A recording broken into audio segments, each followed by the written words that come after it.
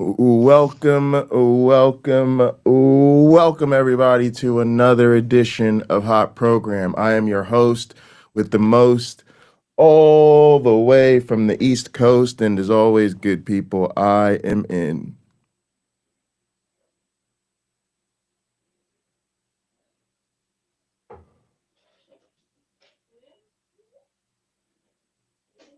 airplane mode.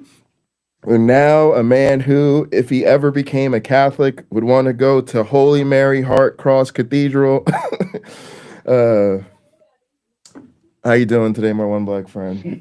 I'm okay, Pocket Locker. Good to see you. How are you? I'm good. I'm good. Let's get into it. So we've All only right. we want to keep the timing kind of tight today, and we definitely have an important topic to get into. So we have established a new movement of atheism. It is called unapologetic atheism. The idea is we are not we're done with new atheism, that they all turned out to be a bunch of neocons who are weirdos. And then there's this new analytical atheism, that is the Alex O'Connor brand, where we sit down with Christianity and we tell them how beautiful their stories are, and we just love to engage in the intellectual debates about the intellectual merits of Christianity. And many of us are culturally Christian because even though we don't believe, we find the stories just so beautiful and wonderful and Somewhat. inspiring. No, we're done with all of that. We are unapologetic atheism. We are no longer afraid of our own shadows. We're not apologizing for not believing in fairy tales or evil deities. And so part of that is we are trying to strike while the iron is hot, and the idea is Christianity has to go down with Trump. And so that's the mission around here. It's not it's Christianity's on a its time is expiring, and it's serious. It's America needs to reckon with what Christianity has brought us, and stop pretending that this isn't the product of Christianity. And and So you, and for you, this is the extinction burst of the Christian religion. and Okay.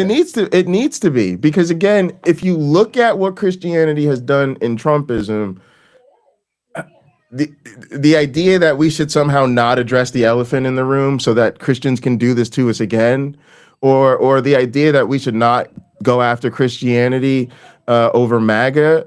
Fine, don't go after Christianity over MAGA if you don't want to, but then you got America First coming right behind it. You know, the alt right now is stuck between MAGA and America First, and for those that don't know which camps are which, MAGA is They're the the same, well, technically, this MAGA is the pro basically. Benjamin Netanyahu wing of conservatism, whereas America First is actually the pro Hitler wing of the alt right. Look at the tactics. Look at the tactics of Netanyahu versus Hitler. That's It all could I gotta say. It's the same. no, I It's mean the it same. is the same. It is the same to us, but that's the distinction without a difference that we're dealing with. My point is just things can always get worse, and if people don't want to address the elephant in the room and deal with Christianity in relation to MAGA, fine, we'll get another opportunity with America First. And yes, things can get even more worse, especially if the alt right is won by the even more explicitly Nazi wing of the party, right? The current MAGA movement is the "don't call us Nazis" version, whereas the America First movement is like, yeah, we're Nazis. What seems to be the problem? All right, but let's jump into today's topic, because it's just another instance of this going on this week, and in this case, it's this stuff where Megyn Kelly, on behalf of MAGA, has decided to, kind of defend Trump. And I think we need to listen to what she says, because to be honest, what she says is really emblematic of the Christian right and Christianity more general. I think people need to realize the Virgin Mary was not of age. By any estimation in modern times, you're talking about a 12 to 15-year-old. You're talking about a scared girl. And you have to remember that, like, what we do in current society, where we say, you know, yes, you can marry somebody much younger, but they need to, like, in most cases, be an adult. Like, that's very modern, and that has not been the case throughout most of human history. And it certainly has not been the case throughout most religious text. And if you look at who are the people that are constantly trying to lower the age of consent, and who are the people who are constantly literally trying to pass legislation to legalize child marriage, Yeah, scary. it's always conservative Christians. And I know there's a lot of liberal Christians out there and progressive Christians. By the way, but all those terms are oxymorons. I'm just gonna go ahead and put it out there to you. Like, Christianity is inherently the desire to be a slave. There's never been a progressive movement led by a traditional faith. So people just need to stop gaslighting themselves. But the reality is, even if you are more liberal or more progressive than these super hardcore right wingers, you have to acknowledge that your liberal Christianity has fucking failed. It has done absolutely nothing to keep the worst inclinations of these people at bay. It has done absolutely nothing to give us some sort of moral clarity or religious revival. So you just have to acknowledge that, yes, liberal and progressive and all these other Christians, like, fine, y'all may not be this bad. Y'all may not be burning LGBTQ people at the stake. You may genuinely believe women have earned the right to vote and, should be considered equals in marriage. Most of y'all don't believe that, but some of y'all do. That's fine. And I get it. Like, you don't think children should get married. Like, you recognize marriage is hard. Many of y'all got married young, and we think, heck, a lot of us think as young adults we're too young to get married, right? A lot of us got married in our 20s or our 30s. It turned out to still be too young to really handle a marriage for real. But you also have to acknowledge that this element exists within your religion. It's super duper mainstream. It's super duper common, and you have no response to it because effectively this is sort of what I believe that the culture produces. All right, but let's go ahead and let's not tease the people. Let's show the people. Locker, Go ahead. mention this? Can you mention this guy's channel name? Oh, I don't even know who this is. I guess this guy's name is Philip DeFranco. Yeah, there you go. Yeah, I don't really watch him. I kind of went looking for this Megyn Kelly clip, and the other clip I saw was like John Oliver, and I was like, I don't know if I want to play that. It's just more likely to a lot of people clipped this copyright clip. Chuck. Yeah, a lot of people clipped this, but I think this Philip DeFranco guy is all right. I've seen most of his stuff. He seems all right, but I don't know too much about him. Do you watch him? His shorts used to come up a lot on my feed. Yeah. Okay. All right, well, yeah, let's go ahead and play this clip. Megyn Kelly appears to have just questioned if Jeffrey Epstein's really even a pedophile, and people are pissed off. I do know somebody very, very close to this case who is in a position to know virtually everything. That Jeffrey Epstein, in this person's view, was not a pedophile. This is this person's view, who was there for a lot of this, but that he was into the barely legal type. Like, he liked 15-year-old girls. And I realize this is disgusting. I'm definitely not trying to make an excuse for this. I'm just giving you facts. But she is. And she literally just said he's into 15-year-olds. Let's just be clear about what she said. She said he's into 15-year-olds. She said it very clearly. That he wasn't into like 8-year-olds. Wow, he liked what a guy. The very young teen types. With Megyn, one, saying she didn't believe Epstein was a pedophile for a long time because of this, and two, that it wasn't until the DOJ said that they found child sex abuse materials on his computer that she changed her mind. I mean, only a pedophile gets off on young children abuse videos. We have yet to see anybody come forward and say, I was a... Okay, I got to keep it a little real with y'all right now.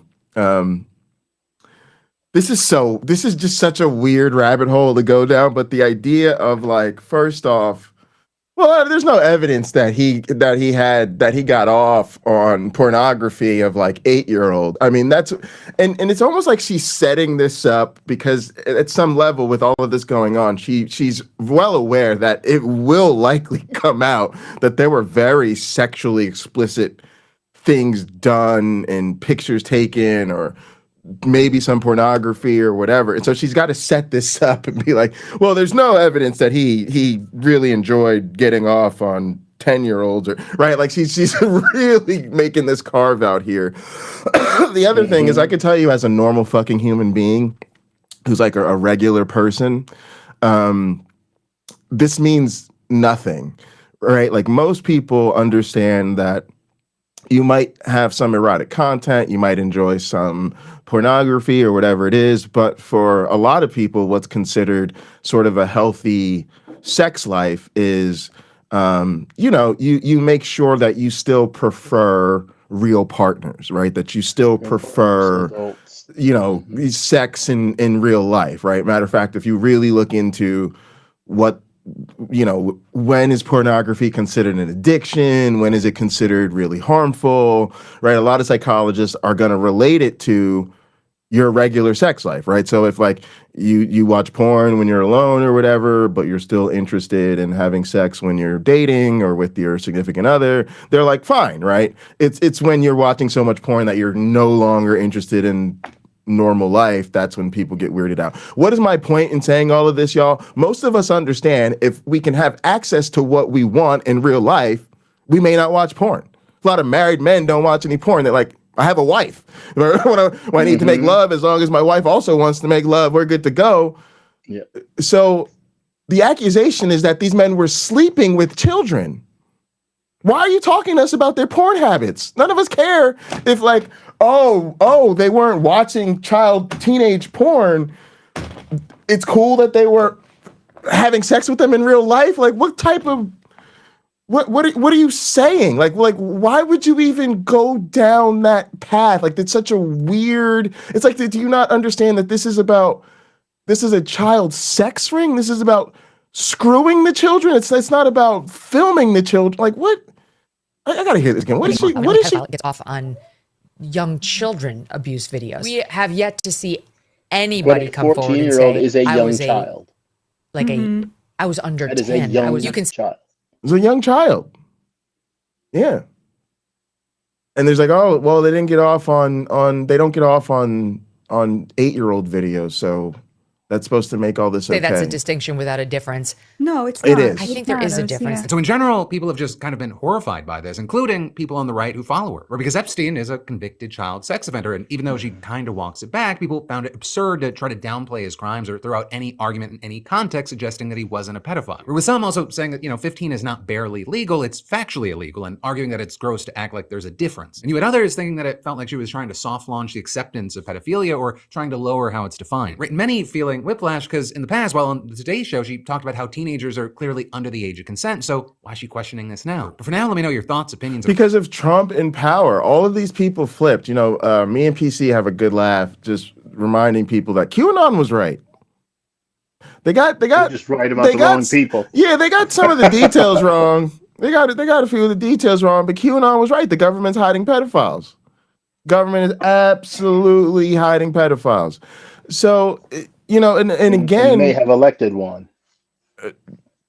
I think they clearly elected one, and they clearly elected a rapist. They clearly elected a felon. They clearly elected an insurrectionist. And so this is what I mean. Like, this is why Christianity has to go down with Trump, because this is all Christians do, and nobody wants to say that. We all want to tiptoe around the issue. We want to really talk about, well, it's the conservatives. It's like who's conservative in this country? Who is conservative in this country, y'all? It's the Christians, and you know that.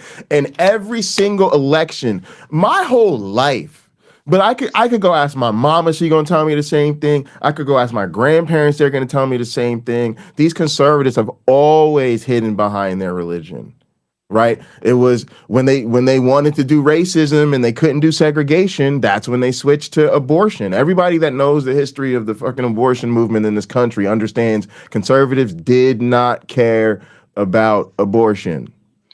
I have a question for you, Pocket Locker. Did I send you, maybe it was on Instagram, could have been YouTube, the video of a woman talking about the foster care system and how she felt that the Christian right was trying to funnel more kids by protesting abortion into the foster care system because kids are often trafficked out of the foster care system. Oh, interesting. Yeah. Now I don't know where she gets her Now facts and figures from, that's, if those are indeed facts, but that's, I wouldn't put it past some actors at a very high level to have goals or strategies like that. I think a lot of these are deeply sick people. But I would say I'd have to see some really strong evidence to convince me that that's a motivation of the base, because the base is too stupid to think that far ahead. And the base is just a bunch of dumb Christians. And really you just appeal to dumb Christians with like moral panic. And so I think they brought into the moral panic about, murdering babies. And then also you got to remember that abortion was considered a very Catholic issue for most Americans, and Catholics were considered liberals. So evangelicals really did not care Well, but until we can agree until the schools were desegregated. with Catholicism, they have a bit of a shadow cast on their faith from all the abuse that's known to come out of the Catholic Church. But Right? Whether it's Go women, ahead. nuns having babies, and then those babies being buried outside of the nunnery or somewhere on church grounds by the hundreds. Wow, I Right? never thought about that. I didn't hear anything about that. That's Oh crazy. yeah, We should definitely cover that. That's and wild. then children that go into their care that maybe were like Native Americans or First Nations. I don't know what the current term is. And then some of them, by the hundreds, maybe ended up dead and buried and never got to go home to their families. So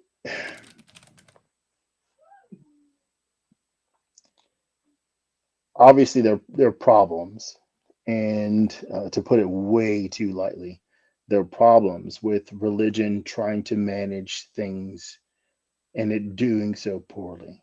Because As far as passing out turkeys and Christmas gifts at Christmas time, an excellent job could be. We could praise many churches for doing an excellent job with that. I Um, don't think they should do okay, it. I think they you should. don't, but I I think can. they should. I There, think they should stop but doing that. that doesn't mean that there aren't significant problems elsewhere that get little attention from Right, right. within the church, be that the Catholic Church or otherwise other But I congregations. would, and just to be clear though, I would argue that's why. I would argue that exactly right there, you literally just hit on it, which is because they're passing out turkeys, because they're passing out book bags, because they're running the soup kitchen, that is what provides the permissive structure for everybody to overlook all the abuses. And I know that as people, especially because look, I'm a humanist. I want people to have good things. So it's very difficult for me to see somebody giving a person in need a meal or a turkey or shelter or food or money or anything, and to say I don't want that happening, because it sounds like what I'm saying is I don't want those who are less fortunate to be given turkeys. No, what I'm saying is I don't want those who are less fortunate to be given turkeys by those who are using giving out turkeys as an To cover up avenue for to the mess they're power. leaving. Yeah, Mhm. or to wash their reputation clean of the lies that they're spreading and what they're really doing that is so harmful to the community. Basically, the same way most of us would not feel good if a bunch of used car salesmen were passing out turkeys around Thanksgiving. We would recognize that there's kind of a nefarious intent behind it. And if those cars were really so reliable, why do you need to give us turkeys? But we don't do that with people of faith. And also, I wish, and this is something I need every Christian to hear: just give out the turkeys, just give out the book bags, just give the things, but no advertisement. Don't even tell people where it came from. Don't say this came from St. Anthony's Church at 45 Broadway Avenue, and our services start at 10 and 1 p.m. on Sundays. Don't do that. Don't give out Bibles. Don't proselytize. Don't pray for anybody. Just drop off the turkeys. That should be actually the standard that we set, especially as public institutions. Like, yeah, because I've seen this. This is how they get around the church-state separation too. Because it's like, oh, this is a public school. It's a state-run school. There's supposed to be a separation of church and state. Oh, but look at all these really nice church people. They brought us book bags and da da da da. And so that's how you get the little bit of proselytizing into our public schools. And I've been part of churches that operate out of public schools. Mhm. So to me, I would be way more impressed if they would just give the gifts, do the charity, but no proselytizing, no advertising, no even letting people know where it comes from. And Christians, before you complain, that's what the rest of us do.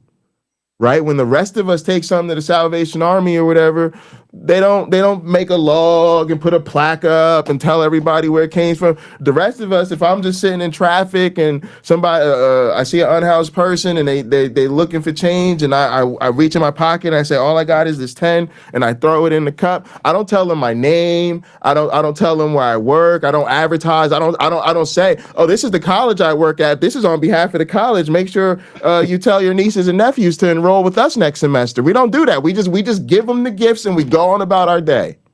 It would be, you say that, and I'm probably going to start laughing. I think that's an excellent point, because when I give to the Salvation Army bell ringer, I don't actually talk about myself when I do it. Yeah, you don't slip them a business card. Here's the $3, $5 or whatever I got. By the way, my name is My One Black Friend. I'm active on the following YouTube channel. Yeah. Please like and subscribe. But that's what they do. And here's the sad part. If we came up with that rule and we said you can give whatever you want, you just can't label it, you can't mark it, you can't advertise, you can't proselytize, they wouldn't give anything. But isn't this what Jesus is saying? Those drives would disappear overnight. This is a parable of Jesus, where there's the woman who puts her 2 mites in, and that's what she can afford, right? To give, yeah. And she doesn't make a big deal out of how righteous she is and how much she's giving or anything. She quietly gives her money, and it's not a big affair to the outside world. It's meaningful to her, right? But it's not a big affair to the outside world. So I think you make a pretty good point there. But tell me this: do you agree with me that if we made that the rule, most of them would stop? Because I want to mobilize our audience, to mobilize their friends and family to do the same thing. So this is the time of giving. Mm-hmm. So it's the time of year. You give so much as a quarter, make sure you do a commercial for yourself when you do it. And just let us know if the person that you handed the money to felt it was very odd of you to do that. I'm definitely going to try to get a video of me giving someone like $1 or $2, one of those bell ringers, and promoting the show. By the way, watch Hot Programs Sundays around 1:00 Eastern time. Yeah, well, look, here's the thing. So that woman just did, maybe we should cover that at some point. That woman just did that social experiment, because I wanted to cover do a stream called, churches don't help people. And that's what you found. Pocket Locker, some people won't know what you're referring to. So I'm referring to the woman who did the social experiment where she's got this fake crying baby in the background. Awesome. Such a sweet touch. And she's calling all these churches and she's like, hey, like my baby's hungry and the government just snatched up the SNAP benefits. So, do y'all have some baby formula maybe you could help me out with, or maybe you could get some baby formula and I could come get it or whatever.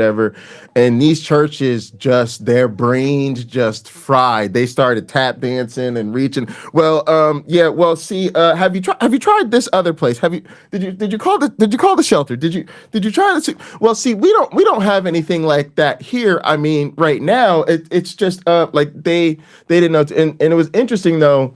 The Islamic Center helped, and 100%, one of the Buddhist 100% temples the helped. Buddhists 100%, 100% of the Buddhists, which I could have chosen that anyway. The Buddhists probably would have said, when can we drop it off? Yeah, and I wouldn't have doubted it. They were like, we've been waiting for your call. Said the same thing, like, the Buddhists, we've been waiting for your call.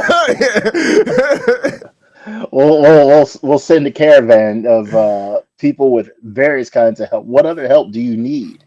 That's probably from the standpoint of what the churches should say. What everyone with the ability to say should say. What else do you need? Yes. And here's what's so interesting about that too. Those same churches will be giving out turkeys and toys this holiday season, acting like that never happened. And this is what I mean, because that's the standard thing, right? For most of those churches, they might even bring it up, right? And that'll help their congregation cope with that story. They'll say like, oh, you heard that witch woman try to manipulate us with that fake thing where there wasn't even a real baby, but she didn't stay around to see us passing out all these real turkeys and these real toys this holiday season. Like, they will literally use that to say there's nothing to see here. No. Look how charitable we are. Aren't we so great? She stormed in the room. She's learning to walk. So in a way, this is about you, my dear. Yeah. So who could deny formula to this faith? Yeah. Who? Yeah. And yet there are people who could do it. From the standpoint of what the Bible would have to say about this, to these the rebuke, right? The gentle Yeah. rebuke to these churches who didn't want to pony something up. It's the Bible doesn't divide the various churches into congregations that are so separate, right? Only in Revelation and in the epistles are letters written to certain congregations. It's not that what's being said to one isn't news for all of them, right? Isn't guidance for all of them. So if they are all one in the body of Christ, the fact that this woman is calling at all, any church needs to have the proper response, right? It can't be and I can call Jesus out on this one. When a woman who wasn't a Hebrew asks him for help to cure her daughter, he calls her a dog. Now, I can get into literary reasons for that. If you read the Sermon on the Mount, you'll make the connection. But he helps her. Regardless, she's not part of his core group that he's trying to rescue out there. He still helps her. Yeah, but wasn't he this calls her a long dog, but he process. calls her a dog first. I mean, like, I don't give him a pass on that. I don't give him a pass on that. Again, I think he's a completely fictional character. sure. Fictional character. Sure. But I don't give him a pass on that. But you think that, so you think that story was just to say he had to recognize her dogness in the culture of the time, but then that allowed her to challenge him and to his humanity, and then he gives to her anyway. So in other words, it's a parable, and him calling her a dog, not that we're excusing it, but before the point of the story was to recognize this status difference that he's then going to overlook to be charitable. As an example, right? So it was written poorly, basically. Even Jesus himself has to recognize that he has the ability to fulfill someone's needs, and he should do it. Okay, now going off of that, I want to say this, and I want people to hear me clearly. This doesn't apply to all churches. Matter of fact, I worked at a church where this would have been handled just fine. We would not have been part of this story, or we would have been with the Buddhist in the Islamic temple. Here's the difference. We were a community church, meaning we really tied everything we did at that church to the local community. We were in urban Newark, New Jersey. We were between two housing projects. We were in a community where we did after school programming, and we worked with the schools, and we did the PTA. So we did all this stuff. We did the soup kitchens. We did the AA. Like, all that stuff happened in our church. Our church was basically a community center because there was no other community center in the church. And so, number one, we did have a food pantry, and people came in all the time when they needed stuff. But I think the bigger difference is that our mentor, who ran most of the programming, who was the youth pastor, Pastor Danny, who was my mentor, he would have expected all of us to just do it. If you look at the couple churches that did do it, they didn't have food pantries like we did. Like, we could have just gone in the pantries and said, do we have any baby food? And if we don't, we should. So somebody should go to the store and get some and then bring some to this person. But the churches that did do it were churches where, like, the pastor or whoever answered and was like, oh, what do you need? Like, yeah, like, we don't have that on hand, but like, I'll go get it for you. And, either you can meet me here or where do you want to meet? And I'll bring it to you. And that's the bigger point, is that it shouldn't be about the church. It shouldn't be about the church policy. It shouldn't be about what the church has on hand. If you as a Christian get a phone call and somebody needs baby formula on the other end of that phone call, you go get them baby formula. And that's why I said our church would have handled it fine. Not just because we had the food pantry, not just because we had those resources available, but because we were taught that our whole purpose being here is to meet the needs of this community. And we would have got chewed out if our pastor found out that somebody called for baby formula and we didn't just go get it. It wouldn't have been about a policy or having, it would have just been somebody in this community called you, told you they needed something, go get it and bring it to them. Like that. Mm-hmm. So there are churches that are like that. And I want to acknowledge that, but I want to say that like the point of this is that that's not the common response, right? And so it's so important that we don't use the couple of churches that did it right to overlook the fact that most aren't. And further to acknowledge the bigger point, which again is why Christianity needs to go down with Trump, we have to realize that that world is not the world we want to live in. And I feel the same way about celebrities. And I don't care how progressive, liberal, or communist the damn celebrities are. We don't want to live in a world where we depend on charity. Because then we're subject to the whims of, well, does this church feel like doing charity, or does this church not feel like charity, or does this celebrity care about your disease? Because if you don't have the disease that this celebrity cares about, then you're not going to get the $5 million donation. Like, we have to realize that is totally uncivilized to me. What does it mean to be a civilization? A civilization means you're supposed to be born into a certain social contract. And in 2025, that contract should include food, shelter, education, probably a universal basic income, because we do still live in a capitalist society and you need money to buy things, and like free college, and we could keep going. But those should be the bare minimums of a civilization. So I'm sorry, Christians, but I hate to say this, but the fact that you're still giving out turkeys and giving out toys, and the fact that we still need all of this charity, means we have failed to create the better world that we should all live in. And by you getting so excited about your opportunity to meet those needs and to use meeting those needs as advertisement for your proselytizing, you are failing to actually help us create the kind of world that we really want to live in, where that's not necessary, because people have enough to eat. Please do. So I like what you just said. Instead of the feeling of righteousness coming from being the one who steps in and meets the needs of others while taking care of yourself, God's supposed to look after you, but obviously you want to take care of yourself to some degree. The real way people have been taught to feel they are being righteous is through the persecution narrative, not the giving narrative, not the loving narrative, not the meeting the needs of others narrative. Those have lost out to somebody doesn't like how I practice my faith. I must be doing it right. I must be aggravating Satan. He leaves the people who are firmly in his clutches alone. So now he's out there picking on me, right? It's a shame. Yeah. That is the case, that the persecution narrative has more value to the faith of a person than their ability to meet those needs and send people away feeling whole, and encouraged, and happy. Weird. And then again, why don't they really want to create that world with us? Why is it that every time I say universal basic income, free healthcare, free education, eliminate student debt, why do people keep saying socialism?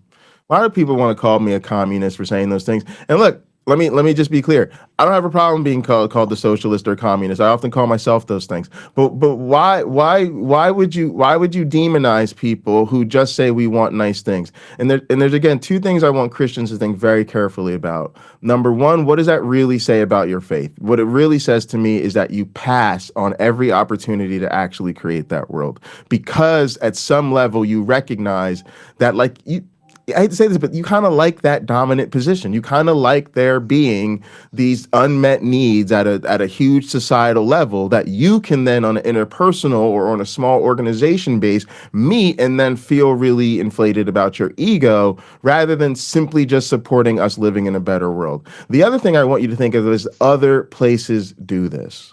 There are other countries, European countries, particularly European countries known for being some you at least according to Christians, they say they're pretty atheistic countries. Or sometimes they say they're at least countries that, they don't really put religion to the forefront. But they're providing a much more elevated social contract for their citizens because, again, they're civilized. And even get this, there are even Islamic states. Yes, gang, I said the two most dangerous words in America, Islamic states that are doing these things in their countries. So it's kind of embarrassing that the Christian right wants to keep reminding us every day that this is a Christian country, which I'm more willing to concede than most atheists. Actually, I think you guys are running the show. I do think this is a Christian country. But then, if I were to really rank this Christian country on its humanity scale, it's falling far behind atheistic and Islamic states. And I just want Christians to think about that. That you're kind of poor at advertising. All right, let me let him go, and then we'll respond to what he's saying. But you're saying you don't think this is a Christian I think both sides are wrong about it, but for wrong reasons. Because I've read the Bible. I don't think it's Christian at all. Because that healthcare you talked about, that free healthcare, you'd have it. And in fact, if the Bible was right, we'd see Christians walking around laying hands on people and healing them for real. Because that's what it promises. That's not what's delivered in real life. In the real world, people don't have that ability.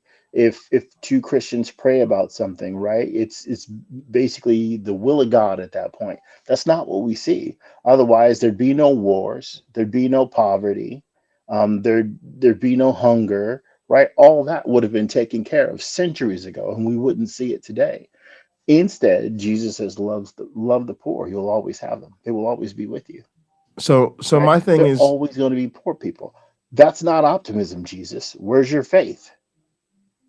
Yeah, and there doesn't need to be poor people, especially not in the richest country in the world. And again, I just think it is Christians doing this to us. So I think both sides of this are wrong, but for the wrong reasons. So I think when a lot of people say, when believers say that this is a Christian country, I think they are trying to lay claim to it being an explicitly Christian country in the creation of its institutions.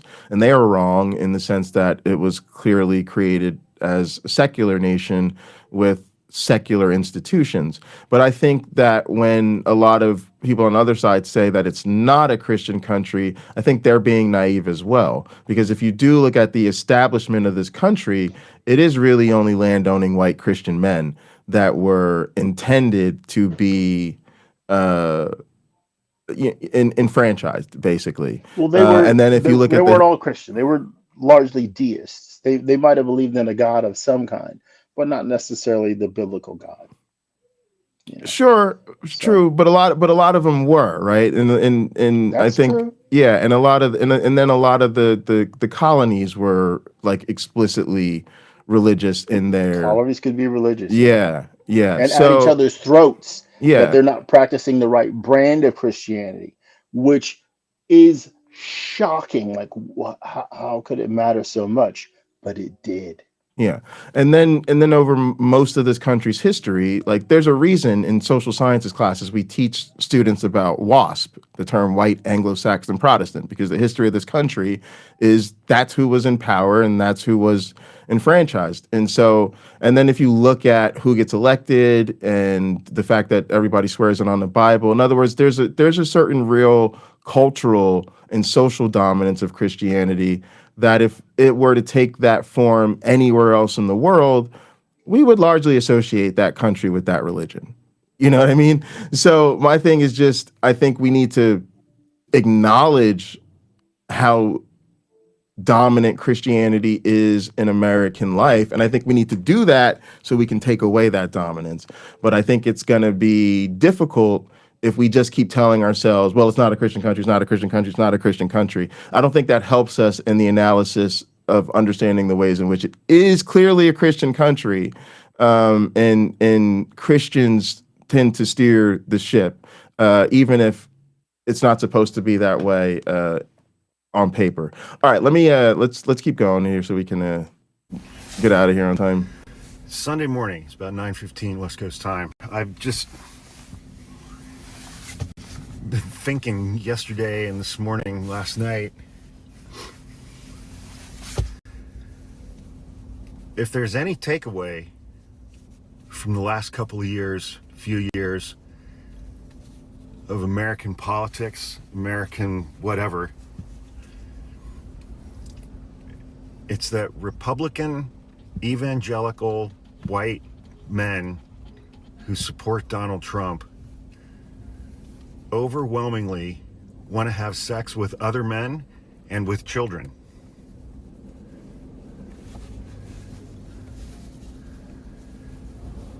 And that Republican women like Megyn Kelly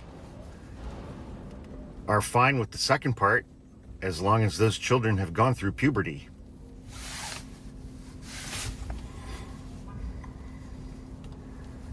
I mean, think about that. We elected a president who was accurately described as a federal judge as being a rapist. And he was a convicted felon. And he was sued in 2016 by a young woman named Katie Johnson, who had some supporting affidavits, witness affidavits, who said that Donald Trump sexually assaulted her at Jeffrey Epstein's home in Manhattan when she was 13 because she looked exactly like Ivanka. How gross. And these are the people who, during that entire last decade, have been saying that we have to protect children from drag queens and the LGBTQ community and elementary school teachers who are going to forcibly change their genders and give them gender reassignment surgery at school.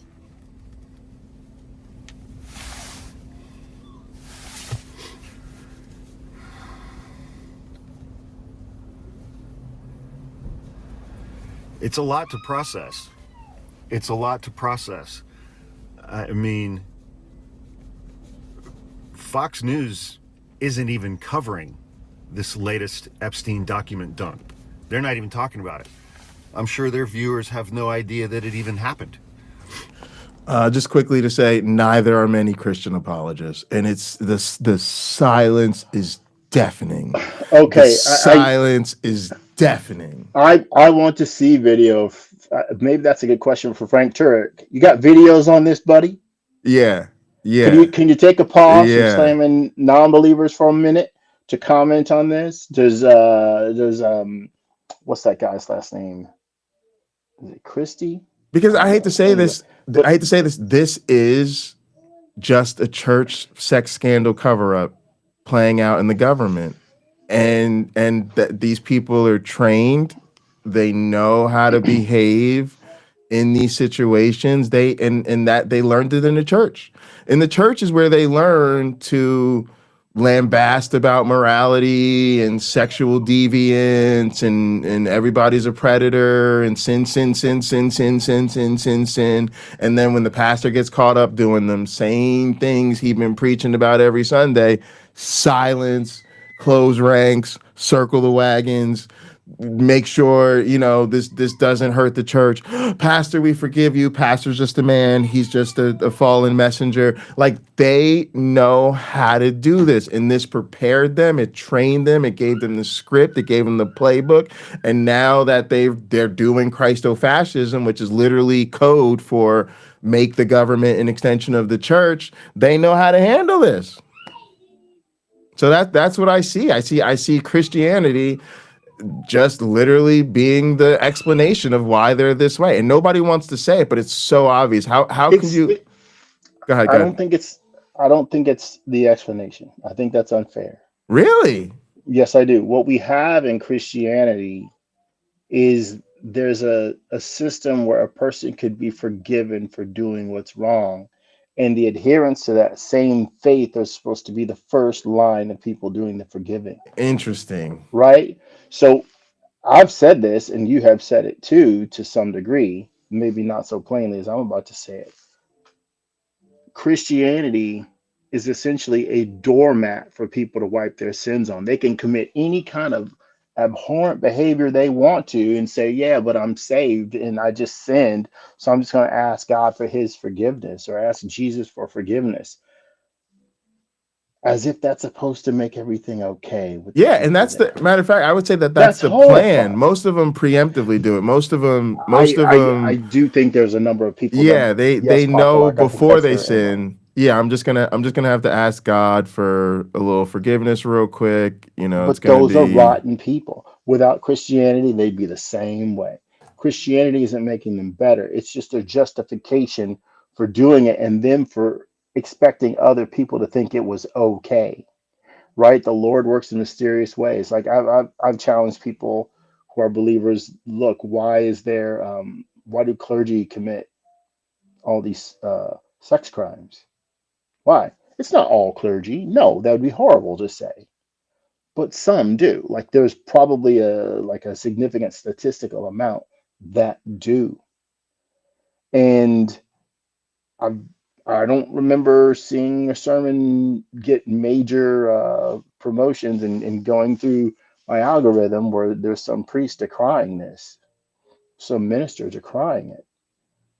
They It's got to know be it's out there about the somewhere. access. I think you make a good point. I just think this is a I for me it feels obvious that they go into the same mode that they go into with church cover up. I do get the forgiveness angle.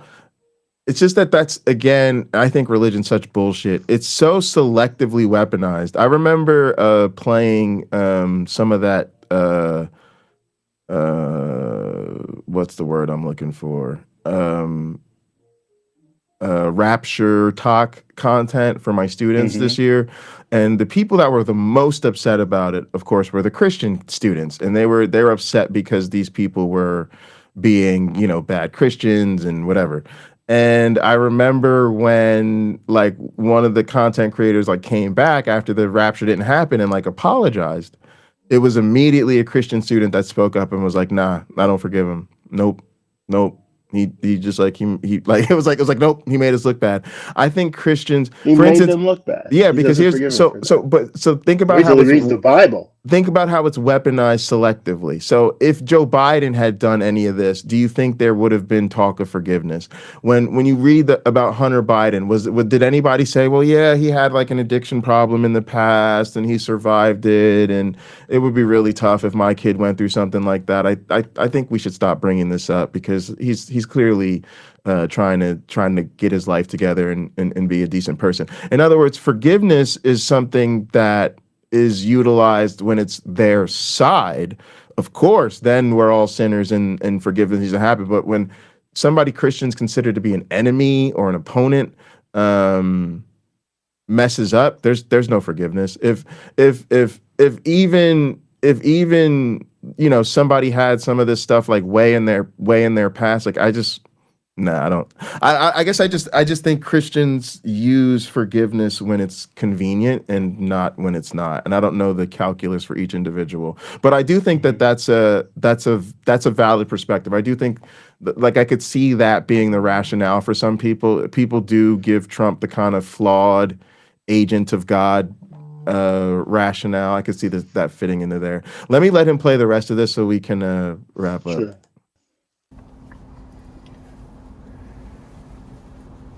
And in the 20,000 plus pages of documents that we got this week, primarily email communications, the name that appears in there the most times in those documents is Trump.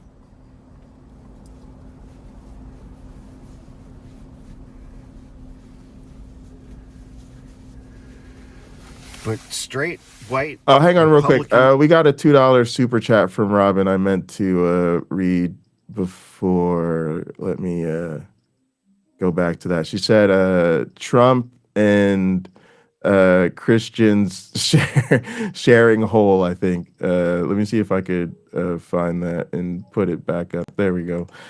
Trump and Christianity shared whole. Yeah, we're trying 86-47. I get it. That's the part I missed. 86-47. Trump and Christianity shared whole. Yeah, let's bury them together. That's exactly the game plan, Robin. Love it.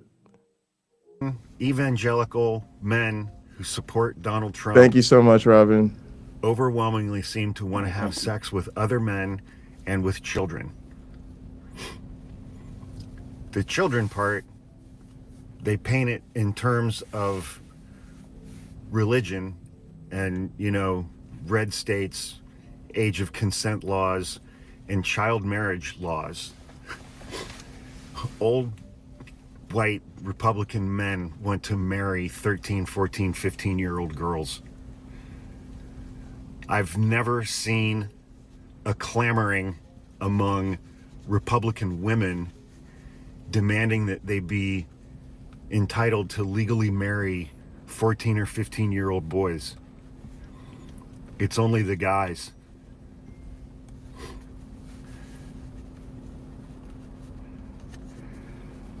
That's a good point. The same guys who want to marry teenage girls crashed Grindr, the gay hookup app, when they landed in Milwaukee over a year ago for the Republican National Convention. They're always crashing Grindr. And they almost crashed Grindr in Phoenix a couple months ago when they all showed up there for a funeral, for Charlie Kirk's funeral. All right, gang. You know who Grindr is? There was this breakfast spot where I lived in Lansing, Michigan, that was like so popular, and they were only open for like a very limited window, and their food was fucking incredible. Very creative spot. That they didn't take press. I'd always wonder, like, why aren't you guys on like Diners, Drive-Ins, and Dives? Why haven't you been on this show? Why haven't you been on that show? And he found out they didn't take press because they were already so popular. Every time they were open, the line was already out the door. People already, there was just no point. They just didn't need. That's Grindr.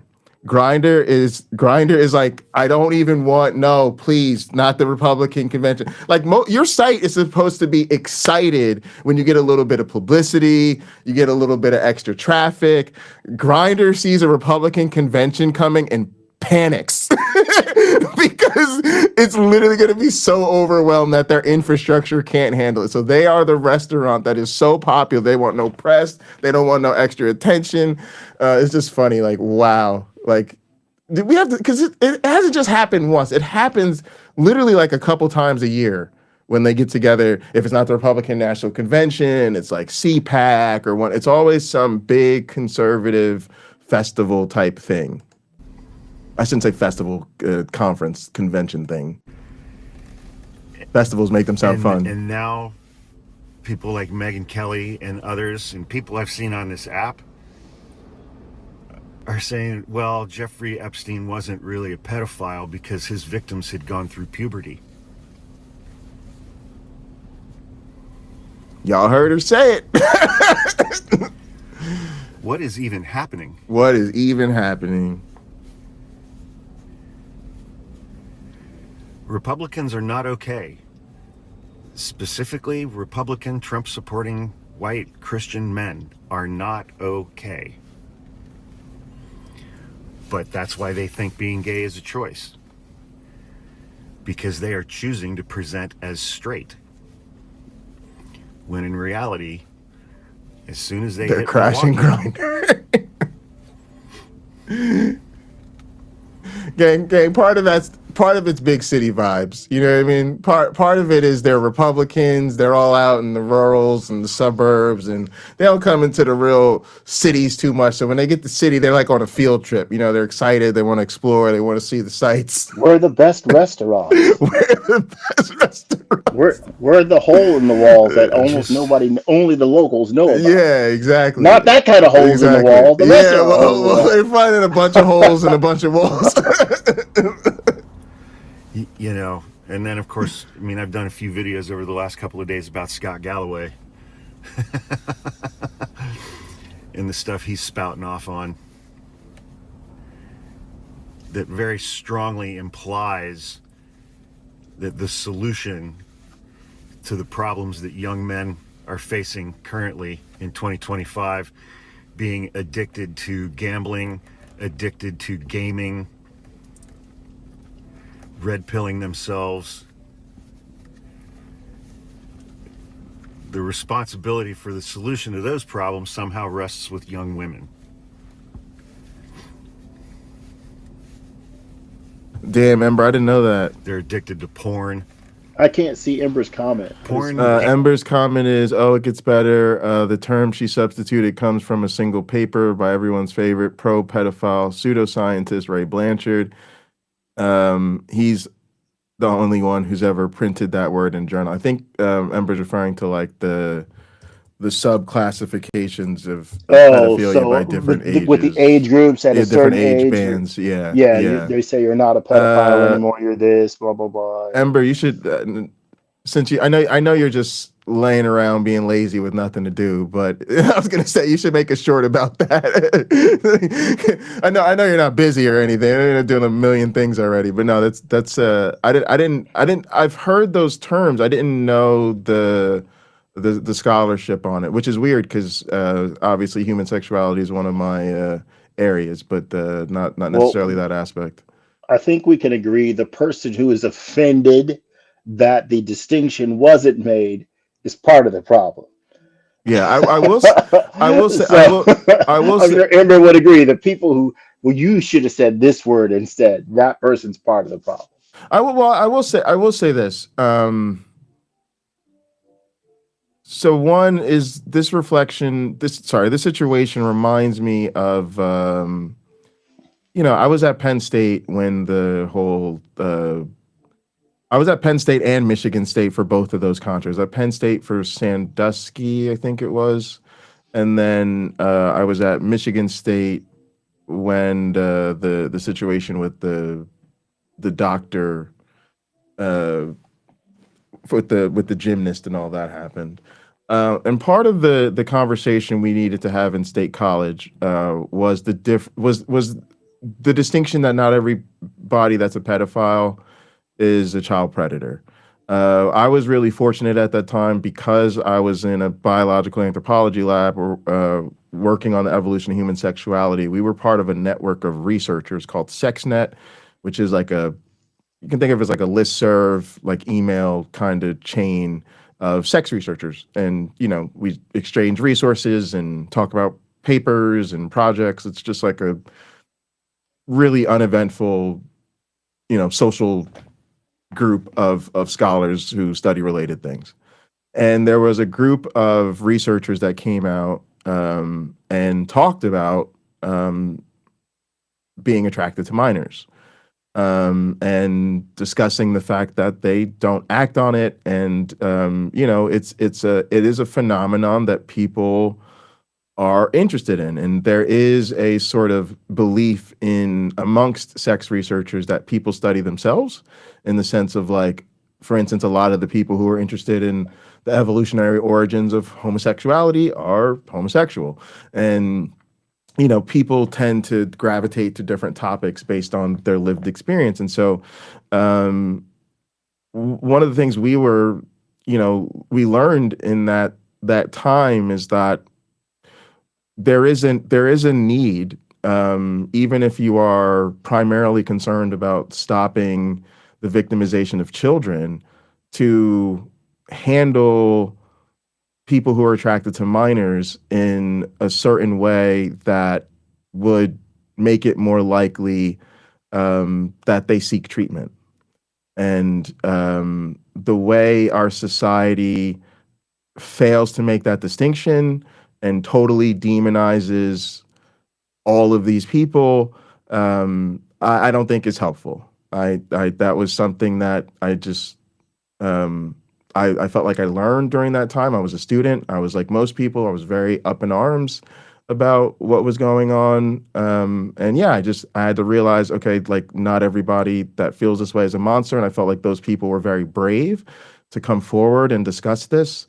And so that was that. And then the other thing is, with regard to those terms, there is a difference between discussing that type of thing academically or from a research perspective than using it as an excuse in a political situation to justify harming children. In other words, as people do study human sexuality, right? That's a huge area of research, and part of that area of research is to understand why people are attracted to certain things. And for most people, that's the normal range. We spend lots of time figuring out what makes men or women more attractive to people that are interested in men or women. And then, so I'm just saying that to say I can totally imagine people in that same community, very legit anthropologists who are college professors and things like that, teaching that, yes, there are people who are attracted to younger people. That is part of the variation in human populations. And it's going to be different based on those age bands. If you are attracted to who we would consider young adults that are of age, they have totally different phenotypes. You're going to be attracted to something totally different than if we're talking about people that are like high school, teenage age. Again, they're in a totally different phase of development than if we're talking about somebody who's attracted to elementary school children. That is a meaningful difference that you can see there being like serious academic discussions. Again, even if our primary concern is just, which it should be stopping the victimization of children, we want to understand those people, right? And so we need to do research. I know people don't like this, but we need to do research so we can understand what those differences are about, what makes those different groups of people tick, and hopefully that leads eventually to, some sort of treatment and situation where we can use that knowledge to minimize the victimization. That does not or eliminate it. Yeah, or eliminate, right, exactly. But that does not mean that somebody should be taking those terms and then saying, oh, well, actually, there's this difference, you see, and he wasn't really attracted to children. They were just teenagers. Like, that's crazy. So I just wanted to like put that out there. So if people continue to hear these terms come up, and you continue to hear people talk about this difference, just be able to say like, yeah, okay, there may be differences, and it's one thing for scientists to make those distinctions to try to understand those differences, but are you really saying it's okay if these are just 15-year-olds and not 19-year-olds? Like that's crazy. Gambling and gaming. Somehow that's the fault of young women. Straight, white, Republican, Christian men are not okay. They are not okay.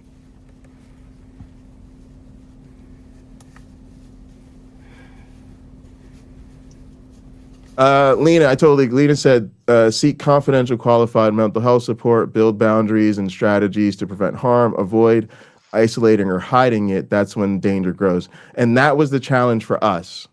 The challenge for us was, I think you're absolutely right. That is what a lot of those people spoke to themselves, saying they needed to deal with it. But the last part there, avoid isolating or hiding it, that's where society comes in, right? Because if you make something so monstrous that somebody can't reveal it, that's when they're going to isolate or hide it. And that actually increases the risk, not decreases the risk. So we do have to, and maybe now is not the time because, the house is on fire and we're such a mess. But when America really does reckon with this whole Epstein controversy and what happened, and, we're gonna, we're gonna review the game tape and figure out what we need to do going forward. Yeah, we're gonna have to think long and hard about how we treat people with these issues. But they want women to be trad wives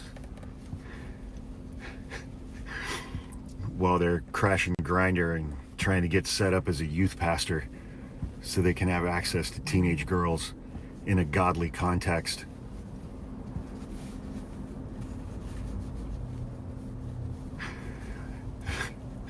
It's just like, Oh no.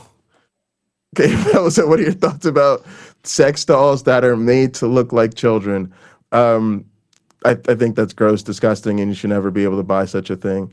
Um, Yeah. if some nut job, no, I shouldn't say nut job, some very creative person told me that that was part of some therapy or something, I don't know. I don't know. I can imagine I some sort think of, that should not be part of but I think that anybody's should be, therapy. but yeah, but that's definitely not something I think anybody should be able to Yeah. buy or consume. Yeah, that's not good. I don't even know, how is that legal. I don't know that it is. I did know someone who made, I meet a lot of people from interesting backgrounds.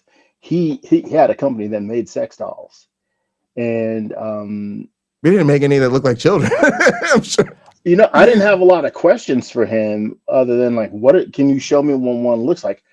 These were hyper realistic looking, like latex masks or whatever, faces or whatever.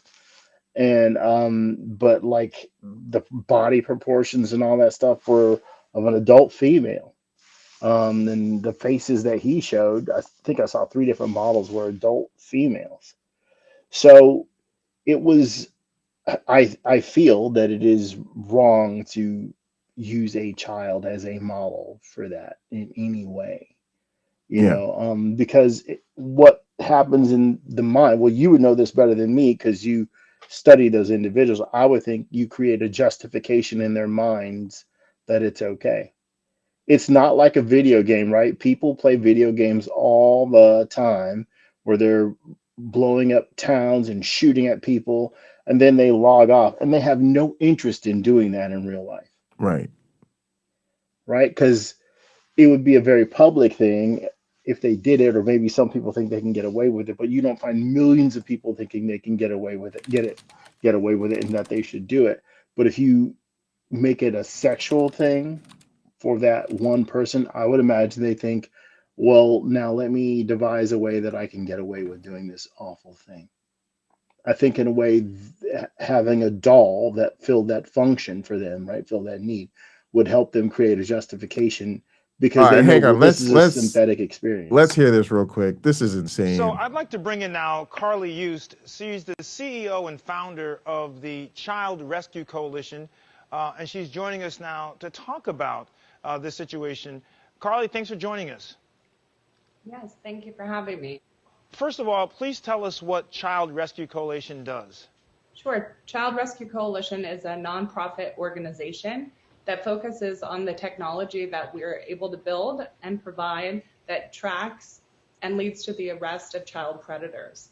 So we actually provide this technology free of charge to law enforcement in all 50 states, and actually 97 countries around the world.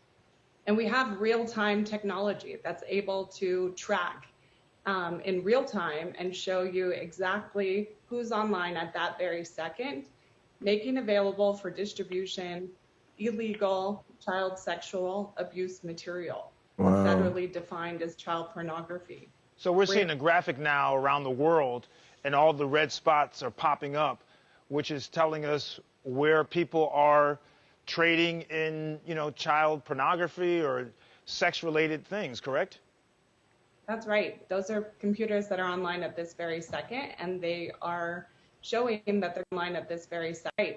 Related things, correct? Gang, I'm seeing a lot of the US. I'm seeing a lot of Western Europe, y'all. I'm just saying the dots is real heavy in the States and real heavy over here, y'all. Yeah, the I'm dots are in the ocean. There's so many over there just spilling saying, over into the water. That's wow. right. Those are computers that are online at this very second, and they are showing that they're committing a felony by being in possession of these illegal sexual abuse Oh, they were images banned of very already, young Sumami children. said. Well, Okay. if you have this technology and What you've was given it to banned law already? enforcement to use for The free, the child sex The dolls, I is it dolls. guess. having an Okay, Yeah. good. impact? Are they reducing the numbers or catching these people? Yes, so that's what we're most proud of at Child Rescue Coalition. We've directly led to over 12,000 child predators being arrested. Wow. because of law enforcement's partnership with us and them able to use our technology to make the identification of those predators. So how long have child sex dolls been on your radar? We have known about this problem for many years now. And really, Wow, I did not unfortunately, know law about this. enforcement's hands have been tied because it's not illegal nationally. So talk to me real fast about why it's an issue to pass a law that says it's not okay to have child sex dolls. Why? Who's on the other side of the debate saying it is Seriously. okay, we're okay with that? Seriously. There are some organizations that are out there, or people or even predators themselves, that try to make an argument that videos or images or dolls are decreasing predator activity. Yeah. And Okay. I would just say that our organization, as It's like, well nah, as hell to the no. many psychologists in the field, strongly disagree that this does not decrease it. It actually increases the behavior. I want to be clear on this. You're telling me. Yeah, no, so that's that where there I are was going with it. I knew there would be people that, but there's always people in therapies, in psychiatric fields that are doing some crazy stuff, making some crazy arguments. And then you just got to say, produce it. Like, show us the evidence. And it sounds like they ain't got it. Politicians and legislators who actually are okay with there being child sex dolls and do not want to pass legislation to ban them. Is that what you're saying? No, so what we found out and what we're trying to resurrect, there was a law in 2018 called the Creeper Act, which would ban the purchasing of these dolls. But that bill did stall. So it almost passed and it completely halted. So what we want to do, and what we're working with a couple politicians currently, is to resurrect this bill. And there's a politician, congressman in South Carolina, as well as a congressman in Florida, that have two acts that they're currently trying to push. One of them is renamed the Justice Act, which will ban the sale of these dolls. So and Sumami another was one talking is about Creeper this, Act 2.0. this Shane thing. That's what they're talking about. So there's one 2 weeks ago that says Shane bans childlike sex dolls after France threatens action. I think that's what Sumami is referring to. Shein has imposed a total ban on sex dolls in its marketplace and suspended the adult products category. That followed outrage in France over news it had sold sex dolls with childlike appearance. French Finance Minister Roland Lescure threatened Monday to ban the Chinese online retailer in France if it ever sold such products again. The company said it imposed strict sanctions on merchants and strengthened controls by extending a keyword blacklist to prevent would-be sellers from circumventing its rules. France's Directorate General for Competition spotted the dolls on the website, along with several other pornographic items, such as adult-looking sex dolls. The consumer watchdog had reported the matter to judicial authorities. So what's France's crazy is that, Commissioner- like, even this is being used really as a cudgel to stop people from protesting labor exploitation. God, everything is freaking evil. All right, y'all, I'm gonna let him wrap this up just because my one black friend's got to get out of here. And they get upset when women say they're going to choose the bear. They get upset when women choose the bear. Exactly. Good Lord.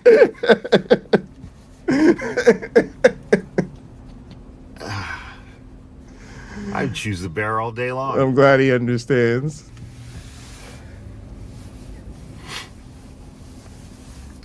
I don't know what the answer to these circumstances is, but I think a good place to start would be taxing the ever-loving shit out of billionaires and churches and There you go. corporations, especially the social media platforms There you that set go. up their algorithms to make it so easy to red pill young men because they're dumb and their frontal cortexes haven't fully formed. But they still need to take responsibility for who they are and what they choose to consume and who they choose to become. But wow. Anyway, it's Sunday. tomorrow starts another week, I guess. And we will this week get the full floor vote in the House. Yeah, this is from last week or whatever. So yeah, I agree with the MAGA men are not okay, but I just love the way he really did tie it to this Christian nationalist movement, and that and again, you see Megyn Kelly. Listen, y'all, there was another social media post, and I cannot find it. Maybe you sent it to me. Somebody, no, I don't think you sent it to me. Somebody else sent it to me. Tell me. But it was basically like, it was a woman coming out and being like, let's stop pretending this whole Epstein thing is a big deal. Let's not pretend we weren't all fucking 45-year-olds when we were 15, yada, yada, yada. So it's just like, it's so deep in their culture. Again, I think that is why they make all those excuses for their pastors and shit. A lot of them have internalized that same shit. Maybe a lot of them have even like participated in a lot of that stuff. So they've got that kind of internalized trauma, like not wanting to revisit, you know, their own sexual history and maybe acknowledging that some of it wasn't okay. But however you slice it or however you get there, they're always defending this stuff, whether it's defending the pastor that's been caught being a predator, their churches not doing anything about them finding out that their pastor is a predator. Listen, when they elected Trump, this is the lies we have to stop letting people tell to our faces. They knew he was best friends with Epstein. They knew he was a convicted rapist. That was well publicized. Yeah, they knew this stuff with this accusation of this girl. Just, I gotta say this. Just look at the way Ghislaine Maxwell's being treated. Look at the way she's being treated. Oh yeah. If you wanted to know if something was going on, and you didn't have all of the data, but you kind of wanted a barometer, just look at the way she's being treated. She helped. She's convicted of it. She helped and she trafficked human beings that were under. And she assaulted them. I mean, she participated in the assaults according to the victims, and I'm gonna listen to them. she is guilty of that. And yet here comes the red carpet. Yeah. Excuse me. Is there anything we can do to make you more comfortable after you've made the lives of other people very difficult for them? And how many pastors are not preaching about this? How many apologists are not talking about this? I mean, again, it's just silence because, again, they know they're on the side of there not being accountability for these things. They're on the side of child marriages and lowering the age of consent. I mean, interestingly, it's so wild. I do wonder if I was elected president and I said, I'm going to remove the tax exemption for religious organizations if you don't, for the next 4 Sunday meetings or whichever Saturday meetings, if you're a Seventh-day Adventist, if you don't preach for at least 45 minutes per service on safety, protecting children and other adults from being sexually abused, I'm going to pull it. No, they'd never do that. You did. I'm going to pull it. How many churches would do it, and how many arrests would there be on those 4 Sundays? Yeah. No, they'd fight that tooth and nail. I think they just need to be taxed, period. I don't even think there needs to be a conversation, debate, or argument about it. They just as you know, I have my problems with that because they receive donations. If they sell a coffee, tax the crap out of it. But if it's my mom just paying her tithe or whatever, I don't know that needs to get taxed because it's a donation. But again, t-shirt, you sell a t-shirt, sell coffee, a book. Oh no, I'm taxing the donations. Is that why they don't get taxed? Because the taxes are donations? I don't care at all. Taxes are donations. Nah. Okay, if you're a nonprofit, for nonprofits, that's fine. Churches, nah. Churches get taxed. Churches are making some of them are nonprofits. Then I maybe I don't tax the nonprofit wing, but nah, I think I tax it anyway. I think if the store, let's tax it. They got a store in there. Let's tax it. Yeah, no, we You get disagree on this Jesus policy. That's saying fine. But you're no, making merchandise and I'm my taxing people. Forget all everything. that. I'm taxing Huh? everything. I would tax everything. Yeah, I don't care if it's a My donation. for the healthcare plan that I developed, we pretty much tax everything. Yeah, You'd even pay taxes on groceries finally, and you don't do that on a lot of groceries now. If it's not fully cooked foods, like pre-prepared foods that are served hot, you'd be paying taxes on all your groceries well, because if we we're need the paying, money if for the we're paying plan. taxes on our groceries, then churches need to be paying taxes on everything. That's all I'm saying. Plus, Yeah. you got to remember, I'm taxing them because I don't like them. They're not. I would get rid. I might shut down the churches. Honestly, I don't even know why they need to be allowed any sort of government protection at all. I mean, just have a building, meet or whatever. I don't know. I'm so done with churches. I don't know why Ag- they get all these legal Again, and privileges. I'm not trying to be crass. This is the season where we're going to see The Grinch That Stole Christmas. One of the most endearing parts of that movie, the TV show, I'm thinking of the animated one from like the 70s or whatever, is that at the end, after all their presents were taken away, they still gathered together and sang Bahu Dore, right? They still celebrated being together. They still celebrated the Christmas season.